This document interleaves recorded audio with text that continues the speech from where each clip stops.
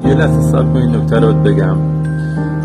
A127 یا M127 واسه اومد مشکل میکروفون و کپسولی گوشی داشتی، باید تغذیه رو بلند کن. این دوتا پایه اگه عمق نداشتن نرو بردو به تراش. اینجا بغل CPU 4-5 تا تست پوینت هست، 4-5 تا، یه دونه اینه یه دونه این دوتا رو تست چیز باماشو بگیر. اگه عمق داشت اون موقع برده دو به تراش، اگه عمق نداشت مشکل از CPU باید ریوار میشه.